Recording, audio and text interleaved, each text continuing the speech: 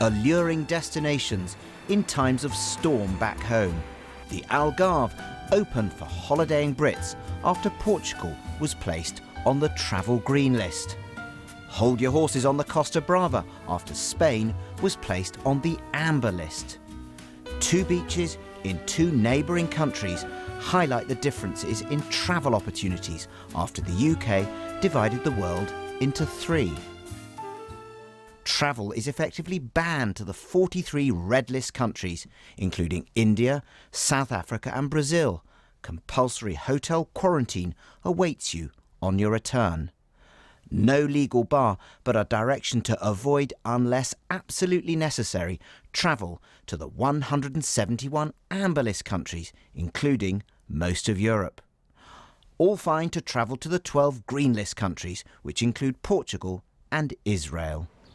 Straightforward differences, it would seem, but confusing messages. We don't want to stop travel altogether. And one cabinet minister suggested that travel to amber countries was fine if visiting friends and family.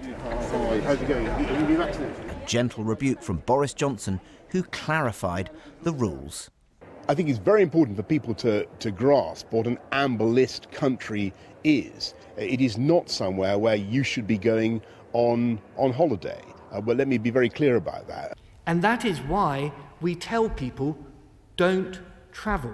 A close ally of the Health Secretary, Matt Hancock, said holiday travel should be ruled out altogether this year.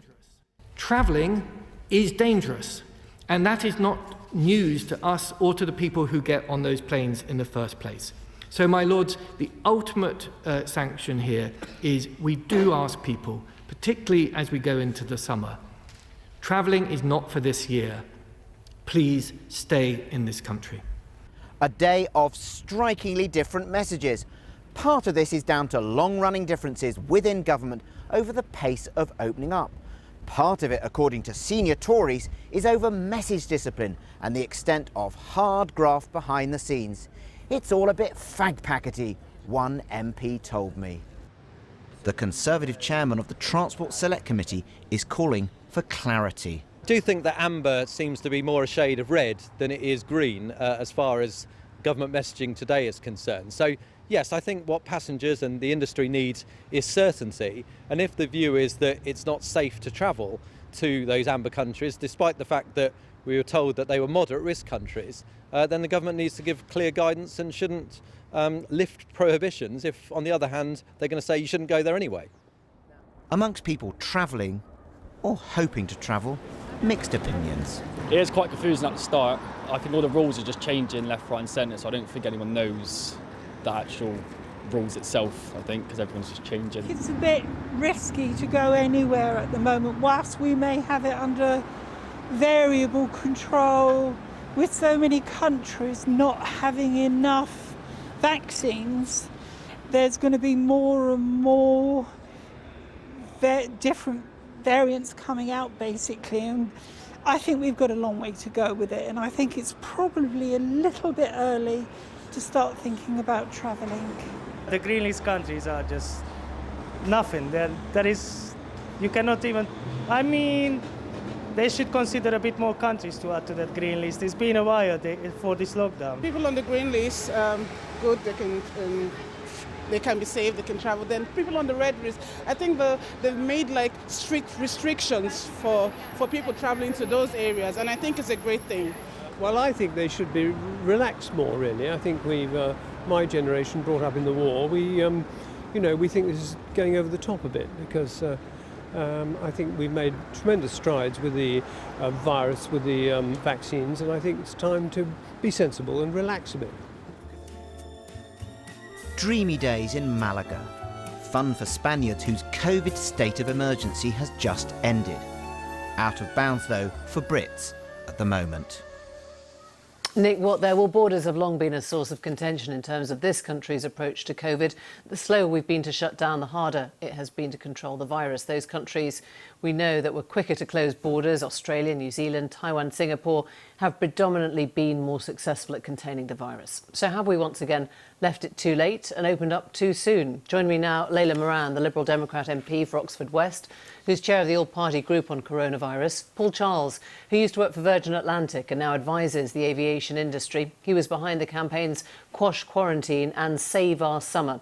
And John Keefe, the Director of Public Affairs at Eurotunnel. Can I start with you, John Keefe, because you are operating in this system at the moment. Do people understand it? Is it clear enough? Or do you agree with that comment in Nick's piece that it all feels a bit fag-packety?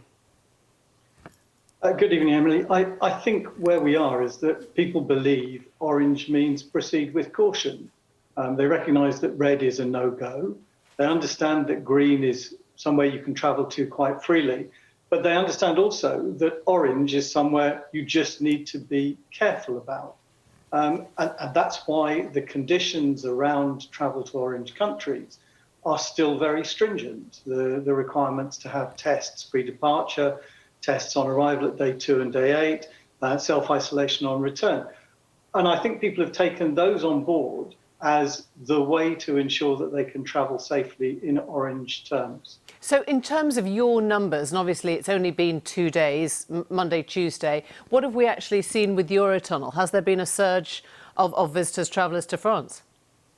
There's been a small uptick. We're not in really sort of peak school holiday yet. I think a lot of people are holding off until France goes green in the end. But there are lots of people with very valid reasons for travel. There are people who own properties abroad who may want to go there and work from home from that environment, or who may have to go and prepare that gîte to be let during the summer. And there are lots of cross-border workers, of course, who travel backwards and forwards quite regularly, all respecting the constraints. And the reason that they're travelling is because they feel they can do it in safety. They travel in the isolated bubble of their own car. They're not meeting with other people, and they're going to destinations that are well contained and well controlled. The ability to work from home also means that people are quite comfortable coming back to the UK and self-isolating, but continuing with their professional lives. Layla Moran, it sounds like it's working pretty well, that people do understand the system and what it entails. Well, I would beg to differ. I mean, it sounds like the government doesn't know its own system tonight. We've had 24 hours of complete mixed messaging.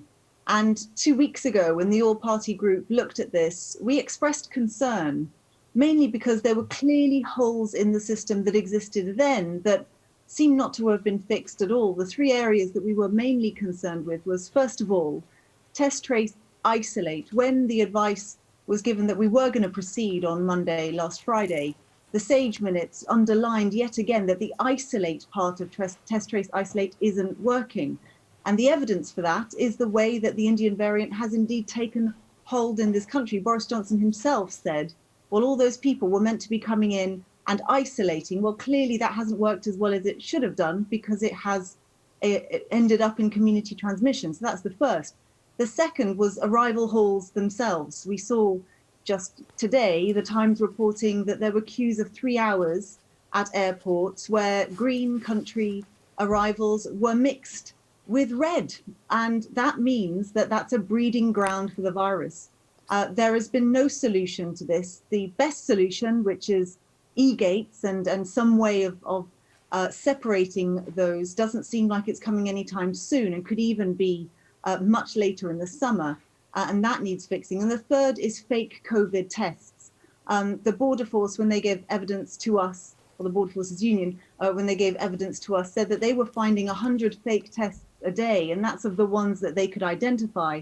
There was no clear way that they could ensure that all the tests that were being purported to have been taken were actually taken. So can I just ask, too many holes in the system. So your read across, are you on the James Bethel, the Lord Bethel place, which is no travel this year? Are you saying don't travel to amber, don't travel to green?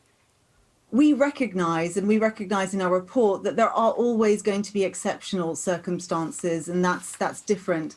But what we did say is we do think the government should crack down and tell people once and for all if it's safe or not, particularly for leisure travel, so the summer holiday.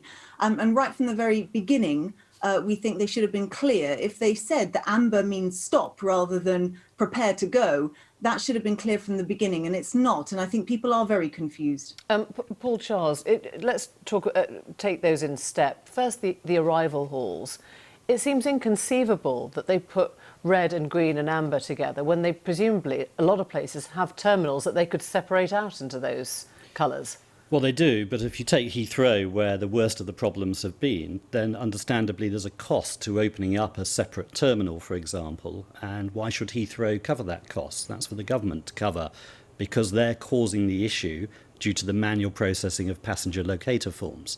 So I don't think it's Heathrow's issue, but the government's by not putting enough resource in. Irrelevant when you're talking about keeping people safe and health. Absolutely. And government should pay that cost. It's not for Heathrow to do so when the immigration hall is controlled by the government and Border Force. So when you hear Layla Moran saying it's very confused and actually amber means don't go, it doesn't mean get ready to go, do you think that that's the message that the aviation industry has taken away? Well, government ministers are clearly confused themselves at the moment, and that breeds through to consumers who will be confused if the government doesn't know what the message is. But fundamentally, the Prime Minister has delivered on what he said he would deliver in February this year when he announced his roadmap. He said that in May, overseas travel would start. So that's to be welcomed. I think the problem is now we've got government infighting leading to this mixed messaging. It's quite clear that the health hawks in the Cabinet and in Public Health England are trying to rein in this policy. They're trying to bring the Prime Minister back and prevent him from opening things up. We have to say, we haven't got the government here. We did invite them on, of course. But would you prefer there to be less infighting or less wrangling, less mixed messaging? Or is that something that actually the industry can exploit? And I mean that in a positive way, that it can actually carry on going and earning money? No, everybody wants clarity, and this confusion is no good, but whether for politicians or for the travel sector. Consumers need to be putting money into the sector. That's what we need to see. That's the best thing that will help recovery. It's the best thing that will help to save jobs. I mean, even tonight, I think the World Travel and Tourism Council is saying 500,000 jobs are now at risk if there isn't a significant reopening of the travel and tourism sector. We're talking about jobs and livelihoods here, and that's why government ministers have got to get this messaging right. John, there's a pull on the other side, isn't there? Because the EU's meeting tonight to talk about vaccination passports, and we think that the UK will be included in that. So there's very much a pull factor for people to go to France, to go to Spain, to go to Italy and all the rest of it. But then facing the troubles when we come back, I mean, why aren't those messages aligned? I think behind the scenes there is a deal of alignment going on with the NHS X app and the Tous Anti-Covid app in France, essentially doing the same thing. Certainly getting coordination about the types of documents and the types of certificates that will help you get across the border is going to make life a lot easier. We do have different approaches on each side. But what we've seen in the last few weeks is a great deal of automation going into the border, the introduction of the border crossing system by Border Force, the modifications to the passenger locator form. All of these things are stepping up and making travel easier.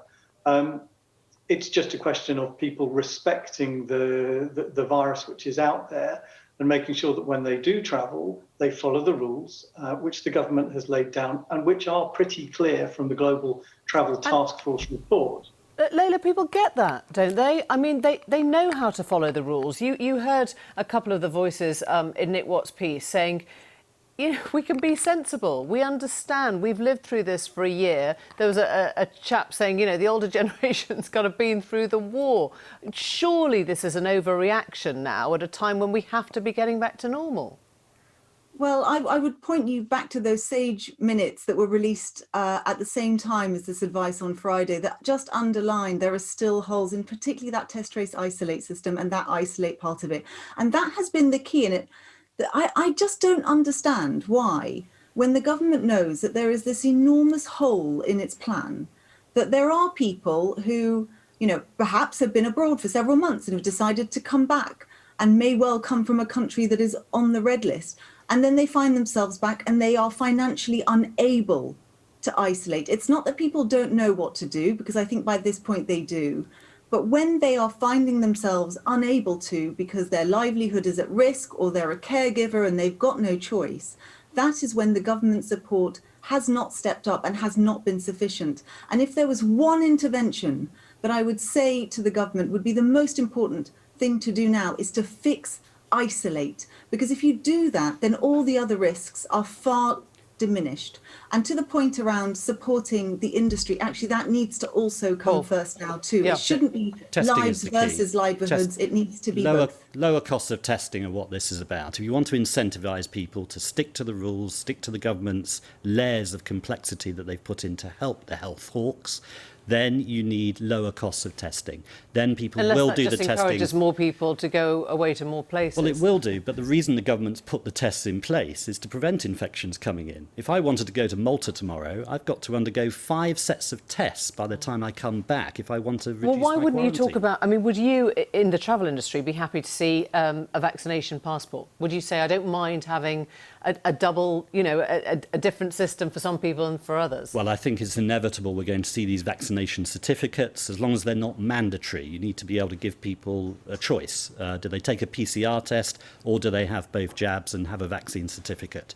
As long as there's that seamlessness in the journey, that's going to encourage people to travel more and help the sector recover. Would you back a vaccination passport?